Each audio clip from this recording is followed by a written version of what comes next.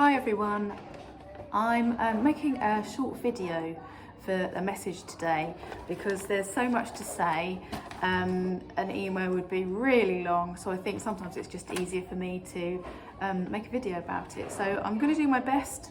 I've come down here to the ocean area because I thought it's quite nice. You can hear children in the background, which is probably an element that no one gets to hear anymore because we're in school and no one's allowed in. So you've got children playing in the background, which is quite nice for me to share anyway. Right, so I'm going to talk to you today about what happens if we have to lock down over the next year at any point, or if any of the bubbles need to close, what's going to happen.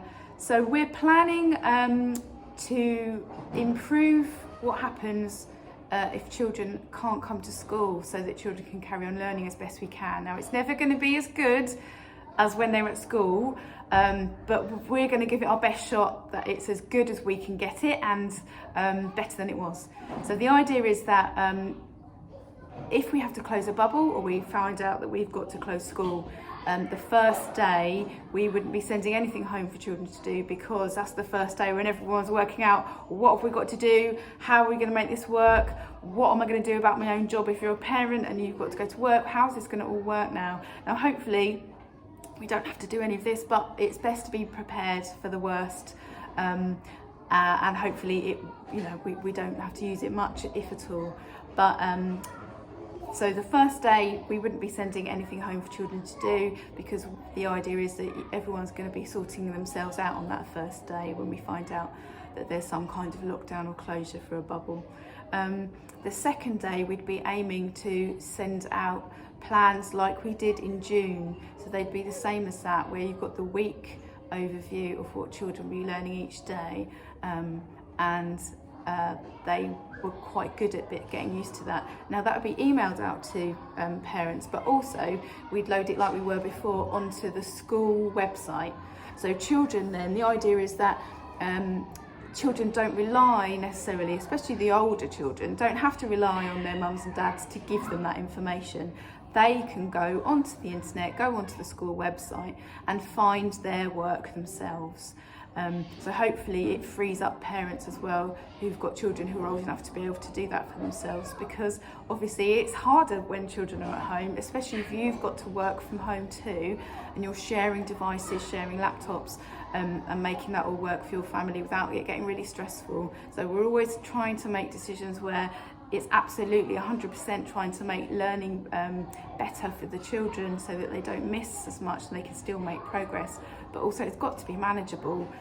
We don't want to overload families and make it really stressful for you. So it's trying to find that balance. So hopefully this, what I'm going to talk to you about now, will be finding of that balance, but making a slight improvement of what we have been doing before. So you'd get your plan sent out, that's the same. Children who were using that before will be quite used to how that works. That would be sent out on a, once we get into the rhythm of it, depending how long it goes on for, we were sending it out on a Friday, ready for the Monday, so that you've got time to look at it and children have got time to look at it and understand what they need to do. So you get the email, it would go onto the website. Now the elements that we're adding now, so things that are slightly being tweaked and changed and improved, are that we'll be adding the use of Teams. We've been learning about how to use Teams. We're all a bit new to this, so this is something that's very new to us, of how we use that. So we'll be learning alongside anyone else who also isn't familiar with Teams, and if anyone's very familiar with Teams, please drop us a line, because we'd love to speak to you so that we know the tricks of how to use it really well. So we have had some training on it, and we want to use Teams so that children can be set tasks there, and also, and it wouldn't be loads, it would be specific ones that are linked to the plan. And then children, it's really nice because children can put their work in, they can hand their work into the teacher via Teams, and then they can get actual feedback for themselves from the teacher about that piece of work, which we were starting to do it with the lockdown in June and July, but this kind of takes it one step higher again, and so that we can give feedback to children and they can continue to make progress and feel connected to their teacher because they'll get feedback. So that's really good. The next element that we want to add as well is that we're going to add one live teaching session per day, up to about 40 minutes long, and that will be using Zoom at the moment. We're planning that will be through Zoom. That will be from years 1 to 6 for nursery and reception. We're just tweaking what that would look like for them, and it might not be, it certainly wouldn't be up to 40 minutes long. That's much too long for such young children. So we're just looking at what that would look like for the younger children, and whether they'd need that every day or maybe once a week. We'd be looking at that.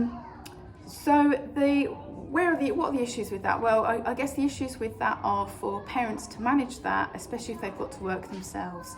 And if you've got more than one child, it becomes it could be difficult because you've got to plan time out now. We would be timetabling the time that happens, and it would be the same time for each class each day, so it would get into a rhythm of they're used to it. So let's say it's 9 o'clock for year 1. 9 o'clock I'm going to have my lesson with my teacher for 40 minutes or however long that is. It's actually even 40 minutes for year 1 is quite long, up to 40 minutes, and then I'm done, and then I go off and do my learning. And then perhaps if I've got a brother or a sister, their time is before or after me, and I hand my mum's phone, or however you're making it work, the laptop or the iPad. Zoom will work with any of those things: smartphone, iPads, PC, laptop.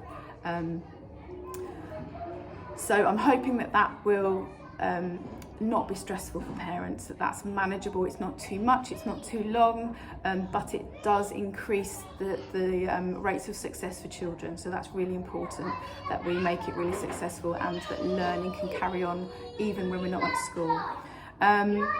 So we'll draw up a timetable for that. And then the other thing that we've been working on and is ready to send home this week now, we've been preparing packs, and they look like this.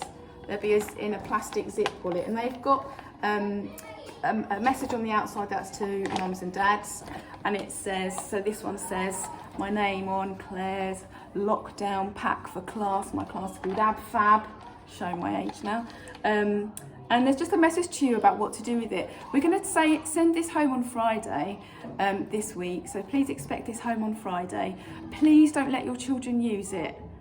It's only for a lockdown, so please put it somewhere safe. Decide where that safe place is, but the children are not allowed to get their hands on it unless we have a lockdown, because it's got things in there that we don't want to get lost, we don't want to be used up. And it's got things like, it would depend on your child's year group, what's appropriate for them that would be helpful. So they will, if we lock down, they will be given a whiteboard at the time. We haven't got enough whiteboards to just send them home right now, but if we get a lockdown, they'll be sent home. They'll have, they might have word banks in there that they need,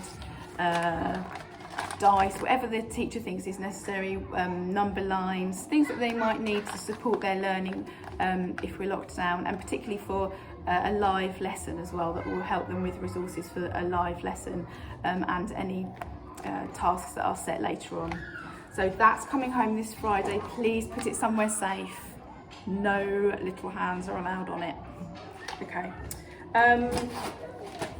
I think that's really covered all of the information that I wanted to share, and just to really reiterate that I really want this to work for children and work for families and not stress people out. If we can help at all with anyone not having the right equipment, so the right hardware at home, like laptops, etc., please make sure we know that you need a hand with that, and we'll see what we can do. I have got some laptops, so please do let your teacher know that you wouldn't, your child wouldn't be able to do it because you haven't got hardware for this. It's really important. Well, I did send out a survey, so I'm hoping that I've got most of that information from you. But if you didn't complete the survey, please email us, because we want every child to be able to do this if this happens. It's really important that children have an equal access to this, and we'll do everything we can to make it work for all of our families.